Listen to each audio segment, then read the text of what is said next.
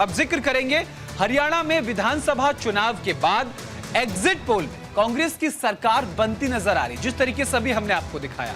इसीलिए कांग्रेस में मुख्यमंत्री पद की दावेदार भी कई खड़े हो गए हैं। एग्जिट पोल में हरियाणा में कांग्रेस पार्टी को स्पष्ट बहुमत मिलता हुआ नजर आ रहा है।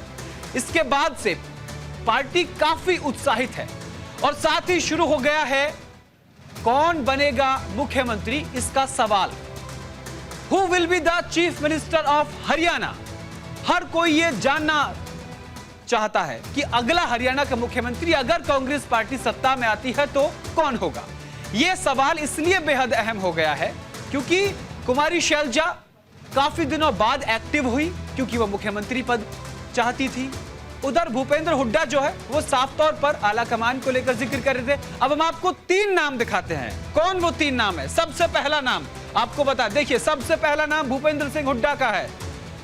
इनका यह कहना है कि इन्होंने मेहनत की है पार्टी के साथ। लोकसभा चुनाव में 5 सीटें, 10 में से 5 सीटें जीती है। अगला नाम, अगला आपको बताते हैं। अगला नाम आता है कुमारी शैलजा। केंद्रीय नेतृत्व के साथ इनका जो गठजोड़ है, जो ट्विनिंग है, वो बेहद शानदार है। छत्तीसगढ़ प्रभारी भी रही है, आगे विस्तार से बताएंगे। और तीसरा नाम आता है जो वो है रणदीप सुरजेवाला, राज्यसभा सांसद हैं। इनका नाम भी चल रहा है। वो इसलिए क्योंकि पार्टी की बात को बड़ी प्रमुखता से ये रखते हैं, पार्टी के बयान को बड़ी प्रमुखता से रखते हैं और लगातार हरियाणा के जाट समुदाय से आते हैं और हरियाणा की इस राज्य स्तरीय राजनीति में होने के बाद भी राष्ट्रीय स्तर की राजनीति में रणदीप सुरजेवाला का जिक्र होता है। तो इन तीनों नामों पर आज हम न्यूज इंडिया की स्पेशल रिपोर्ट में विस्तार से चर्चा करेंगे, आपको बताएंगे। पार्टी में सबसे ज्यादा चर्चा जिन नामों की हो रही है उनमें भूपेंद्र सिंह हुड्डा, कुमारी शैलजा और रणदीप सुरजेवाला का नाम सबसे आगे चल रहा है। पहले बात करते हैं भूपेंद्र सिंह हुड्डा की। हरियाणा विधानसभा चुनाव के नतीजों से एक दिन पहले उन्होंने मीडिया से बातचीत करते हुए कहा कि वो मुख्यमंत्री पद की दावेदारी को लेकर कहा कि ना तो टायर्ड हूं और ना ही रिटायर्ड हूं। उन्होंने कहा कि कांग्रेस हाईकमान जो फैसला करेगी वो अंतिम होगा। उन्होंने कहा कि साल 2005 से लेकर 14 के दौरान उनके नेतृत्व में सुशासन दिखाया गया, सुशासन रहा। भाजपा शासन में कानून व्यवस्था ध्वस्त हुई। चलिए आपको सुनवाते हैं भूपेंद्र हुड्डा ने क्या कुछ कहा। देखिए, चुनाव हुआ है, मैंने कल भी कहा, आज भी कहा है, हरियाणा के लोगों के प्रति आभार व्यक्त किया सबने। बहुत शांतिप्रिय ढंग से चुनाव हुआ है, कोई अप्रिय घटना नहीं घटी है। इस बात की हार्दिक बधाई देता हूँ। सर, आपने पहले भी कहा था कि रिटायर नहीं हुए हैं, आप ना टायर हुए हैं, इसीलिए ये सवाल पूछ रहे हैं। अभी भी आप रिटायर? अब भी यही कह रहा हूँ ना, मैं टायर्ड हूँ ना रिटायर्ड हूँ। सर, हैट्रिक लगाने को तैयार है या टायर्ड रिटायर्ड नहीं है? मैं क्या लगता हूँ आपको?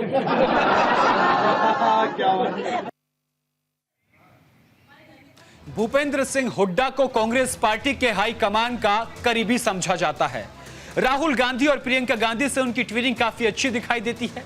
यह भी कोई हाल फिलहाल की बात नहीं है, यह पिछले कुछ सालों में देखा गया है कि भूपेंद्र सिंह हुड्डा कांग्रेस पार्टी के वरिष्ठ नेताओं के काफी करीबी रहे हैं। इतना ही नहीं, पिछले काफी समय से कांग्रेस पार्टी को राज्य में मजबूत करने के लिए उन्होंने काफी मेहनत भी की है।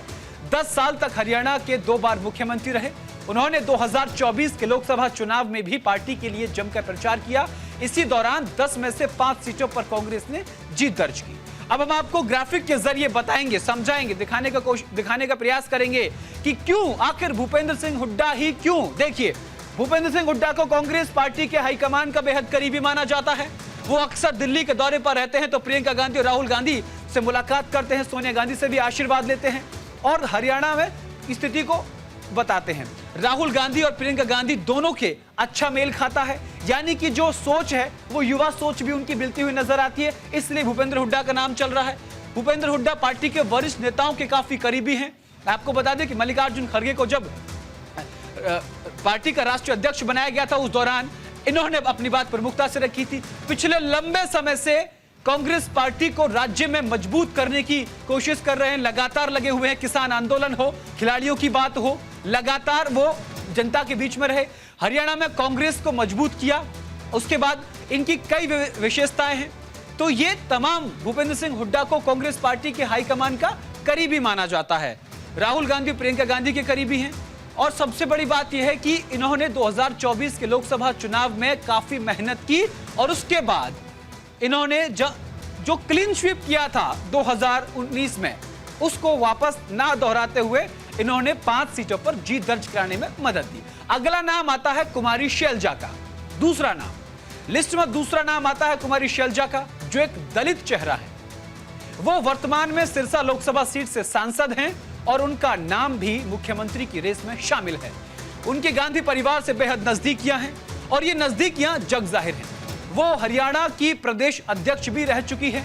एग्जिट पोल के नतीजों के आने के बाद हरियाणा में कांग्रेस को हरी झंडी दे दी गई है। कांग्रेस सांसद कुमारी शैलजा ने मुख्यमंत्री पद को लेकर कहा कि वो हरियाणा के मुख्यमंत्री के पद को लेकर किसी तरह का कोई दावा पेश नहीं कर रही हैं। ये वही कुमारी शैलजा हैं जिन्होंने राहुल गांधी से मुलाकात करने के बाद भूपेंद्र हुड्डा के साथ मंच साझा करने की बात कही थी। ये वही कुमारी शैलजा हैं जो काफी लंबे समय तक चुनाव प्रचार से दूर रही थी। ये वही कुमारी शैलजा हैं जिन्होंने जब मैनिफेस्टो 7 गारंटी पत्र जारी करने के दौरान ये उस पत्र के कार्यक्रम में शामिल नहीं थी, गारंटी पत्र के दौरान कहीं फ्रेम में नजर नहीं आई थी। ये वही शैलजा कुमारी शैलजा आज आला कमान पर तमाम बातें डाल रही है जिन्होंने साफ कहा था कि मेरा अपमान हुआ है। उन्होंने आज अपना बयान बदल दिया। एग्जिट पोल आने के बाद उन्होंने कहा कि आला कमान का फैसला सर्वोपरि होगा। साथ ही उन्होंने कहा कि आखिर में मुझे दावा क्यों पेश करना चाहिए, मैं पहले से उसके लिए तैयार हूं। सभी को इस तरह की मानसिकता से दूर रहना चाहिए कि पद के लिए लोग दावा करते हैं।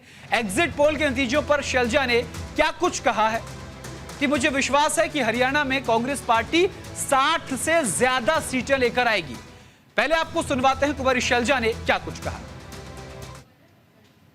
एग्जिट पोल्स अपनी जगह हैं और कई हैं, उनकी रेंज भी हो जाती है, लेकिन हम जो ग्राउंड से रिपोर्ट ले रहे हैं बहुत बढ़िया बहुमत आ रहा है और मुझे लगता है कि हम सेफली कह सकते हैं कि 60 से ऊपर ही ऊपर होगा। देखो दोनों चीज़ें होती हैं, सीएलपी की मीटिंग होती है, उसमें रेजोल्यूशन पास होता है और एमएलए से पूछ भी लेते हैं इंडिविजुअली, हमेशा नहीं लेकिन पूछ लेते हैं और उसके बाद सारा फैसला हाईकमांड की ओर से आता है। ये हमेशा होता है। अब सबसे बड़ा सवाल यह आता है कि आखिर कुमारी शैलजा का नाम रेस में क्यों शामिल हुआ, उन्होंने ऐसा क्या किया। अब आपको उनकी उपलब्धियां बताते हैं, उनकी पहचान बताते हैं। कुमारी शैलजा एक दलित चेहरे के रूप में हरियाणा में जानी जाती हैं। हरियाणा में दलित वोट बैंक काफी अच्छा है जिस पर कुमारी शैलजा की मजबूत पकड़ है। वर्तमान में वो सिरसा से लोकसभा सीट से सांसद भी हैं। वो इसलिए भी दावा कर रही हैं क्योंकि उनके पास सिरसा उसके आसपास की विधानसभा सीटों का अच्छा वर्चस्व उनके साथ है, विधायक उनके साथ हैं। कुमारी शैलजा भी मुख्यमंत्री पद की रेस में इसीलिए शामिल हुई क्योंकि उनको दलित वोट बैंक का पूरा समर्थन हासिल है। वर्तमान आपको बता दें कि कुमारी शैलजा भी लगातार गांधी परिवार से नजदीकियां बनाए रखी हैं और इनकी जो नजदीकियां हैं वो जग जाहिर हैं, सभी को पता है। कुमारी शैलजा को हरियाणा की प्रदेश अध्यक्ष भी रखा गया, वो हरियाणा प्रदेश अध्यक्ष भी रही और उस दौरान बहुत अच्छा प्रदर्शन नहीं कर पाई कांग्रेस, लेकिन उन्होंने एक मजबूत पकड़ बनाई। तो उसके बाद आपको बता छत्तीसगढ़ की प्रभारी भी रही हैं कुमारी शैलजा। उस दौरान कुमारी शैलजा जब छत्तीसगढ़ प्रभारी थी उस वक्त कांग्रेस छत्तीसगढ़ में चुनाव हार गई और बीजेपी सत्ता में आई। तो ये तमाम जो फैक्टर हैं जो जुड़े हुए हैं इन लोगों से, वो आज हम आपको न्यूज इंडिया पर बता रहे हैं किस तरीके से इनके साथ क्या क्या फैक्टर जुड़े हुए हैं। कुमारी शैलजा क्यों, कुमारी शैलजा का एक लंबा इतिहास रहा है और गांधी परिवार के समझाने के बाद वो चुनावी मैदान में कूदी। आगे बढ़ते हैं। तीसरा नाम आता है रणदीप सिंह सुरजेवाला। कांग्रेस महासचिव भी हैं, राज्यसभा भी हैं, प्रवक्ता भी रहे हैं। राज्यसभा सांसद और महासचिव रणदीप सिंह सुरजेवाला का नाम मुख्यमंत्री पद की रेस में शामिल हो गया है। कैथल में अपने गृह क्षेत्र में मतदान करने के बाद राज्यसभा सांसद और एआईसीसी महासचिव रणदीप सिंह सुरजेवाला ने कहा कि मुख्यमंत्री बनने की महत्वाकांक्षा रखना गलत नहीं है और जैसे ही उन्होंने ये कहा राजनीतिक गलियारों में यह शोर गूंजने लगा कि जहां पहले कुमारी शैलजा मुख्यमंत्री पद की रेस में थी, भूपेंद्र हुड्डा के सामने दीपेंद्र हुड्डा भी हो सकते थे और दीपेंद्र हुड्डा के सामने कुमारी शैलजा चुनौती, और उसके बाद अब रणदीप सुरजेवाला का नाम उनके इस बयान के बाद सियासी गलियारों में भटकने लगा कि अब रणदीप सिंह सुरजेवाला भी मुख्यमंत्री पद की रेस में शामिल हो गए हैं। उन्होंने कहा कि हम राहुल गांधी और कांग्रेस अध्यक्ष मल्लिकार्जुन खड़गे द्वारा मुख्यमंत्री के चेहरे के लिए लिए गए निर्णय को स्वीकार करेंगे। सुरजेवाला को उनके सहयोगियों द्वारा इस दौड़ में डार्क हॉर्स माना जा रहा है। डार्क हॉर्स के रूप में देखा जा रहा है कि जिस तरीके से भारतीय जनता पार्टी ने सरप्राइज दिया मध्य प्रदेश और राजस्थान में, क्या वैसे ही कांग्रेस हरियाणा में तो नहीं करने जा रही है। जो नाम चर्चा में है उनसे इतर कोई तीसरा नाम, कोई चौथा नाम आ जाए, और वही नाम आया रणदीप सिंह सुरजेवाला के तौर पर। हालांकि यह कहा जा रहा है कि जो नाम मीडिया में आ गया है उस पर पार्टी आलाकमान पुनर्विचार कर सकती है, सोच सकती है, पर सुरजेवाला को मुख्यमंत्री बनाए जाने पर भूपेंद्र हुड्डा बिल्कुल भी तैयार नहीं होंगे। हुड्डा सारा कसरत अपने बेटे दीपेंद्र को हरियाणा का मुख्यमंत्री बनाने में लगा देंगे। इसके लिए जरूरी है कि कांग्रेस में कोई और जाट नेतृत्व ना तैयार हो।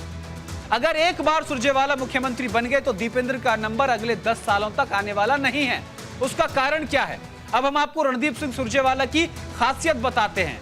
उन्होंने अब तक कांग्रेस में क्या क्या किया है। देखिए, सबसे पहला, रणदीप सिंह सुरजेवाला राज्यसभा सांसद हैं और महासचिव हैं।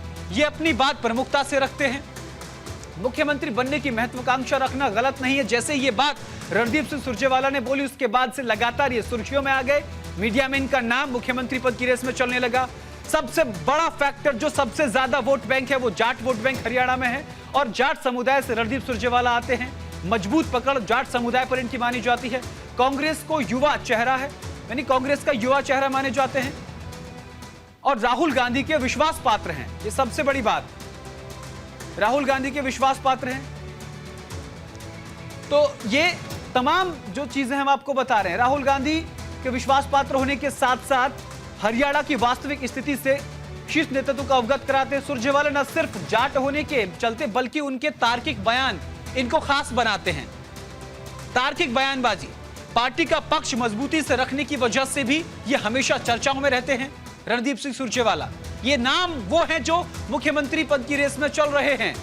उसके बाद स्थानीय राजनीति में होते हुए भी ये हमेशा राष्ट्रीय राजनीति में दखल रखते हैं और चर्चा में रहते हैं। ये हम आपको रणदीप सिंह सुरजेवाला की खासियत बता रहे हैं। रणदीप सिंह सुरजेवाला कम उम्र में ही राजनीति में आए और विधायक बन गए। हरियाणा की राजनीति में कहा जाता है रणदीप सिंह सुरजेवाला सबसे कम उम्र के विधायक बने। ये उनके साथ प्लस, और इसी बात को देखते हुए भूपेंद्र सिंह हुड्डा के अंदर कहीं ना कहीं इनसिक्योरिटी, असंतोष का भाव, अविश्वास का भाव कि अगर रणदीप सिंह सुरजेवाला मुख्यमंत्री बन गए तो दीपेंद्र हुड्डा का नाम अगले 10 वर्षों तक नहीं आना। इनसिक्योरिटी वाली बात इनको कहीं ना कहीं पीछे ले जा सकती है शीर्ष नेता सामने। सुरजेवाला कई बार राज्य मंत्री और कैबिनेट के सदस्य भी रह चुके हैं। तो ये लगातार हम आपको बता रहे हैं।